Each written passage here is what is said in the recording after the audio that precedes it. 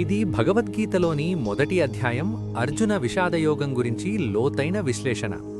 ఇది కేవలం ఒక యుద్ధ సన్నివేశం మాత్రమే కాదు, మనిషి అంతరంగంలో కలిగే సంఘర్షణకు ప్రతిరూపం. కురుక్షేత్ర యుద్ధభూమిలో కౌరవ పాండవ సేనలు సిద్ధంగా ఉన్నాయి. అర్జునుడు తన రథాన్ని రెండు సైన్యాల మధ్య నిలపమని కృష్ణుడిని కోరతాడు.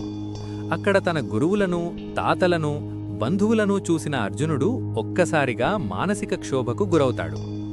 ధర్మం కోసం పోరాడాలా లేక బంధుప్రీతితో వెనకడుగు వేయాలా అనే సందిగ్ధమే ఈ అధ్యాయం యొక్క నేపథ్యం. అర్జున విషాదయోగంలో మనం గమనించాల్సిన ముఖ్యమైన అంశాలు: భౌతిక ప్రభావం. యుద్ధం వల్ల కలిగే వినాశనాన్ని చూసి అర్జునుడి శరీరం వణకడం, గాండీవం జారిపోవడం వంటివి అతని తీవ్రమైన ఒత్తిడిని సూచిస్తాయి. అజ్ఞానం మరియు మోహం. వీరంతా నావారు, వీరిని చంపి నేను పొందే రాజ్యమెందుకు అనే మమకారం, అటాచ్మెంట్ అర్జునుడి వివేకాన్ని కప్పేస్తుంది. ధర్మ సంకటం.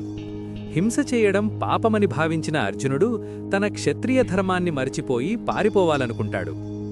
విషాదమే యోగం. ఇక్కడ విషాదం మరియు దుఃఖం కూడా ఒక యోగంగా చెప్పబడింది. ఎందుకంటే ఆ దుఃఖమే అర్జునుడిని అహంకారాన్ని వీడి కృష్ణుడికి శరణాగతి చేసేలా చేసింది.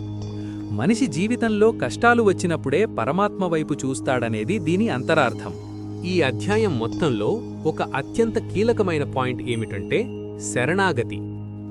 అర్జునుడు మేధావి, గొప్ప వీరుడు.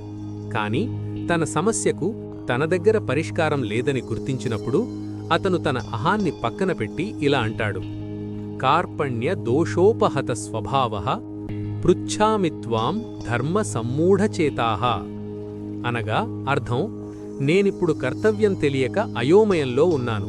ఓ కృష్ణ, నీవే నా గురువువి, నీకు శిష్యుడిగా శరణు వేడుతున్నాను. నాకు ఏది శ్రేయస్కరమో అది బోధించు.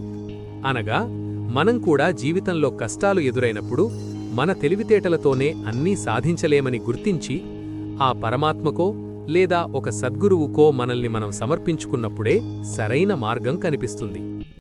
అర్జున విషాద యోగం అనేది ఒక సమస్యను గుర్తించడం. తరువాతి అధ్యాయాలన్నీ ఆ సమస్యకు కృష్ణుడిచ్చే పరిష్కారాలు. నెక్స్ట్ ఎపిసోడ్ కోసం ఇప్పుడే సబ్స్క్రైబ్ చేయండి. జై శ్రీకృష్ణ.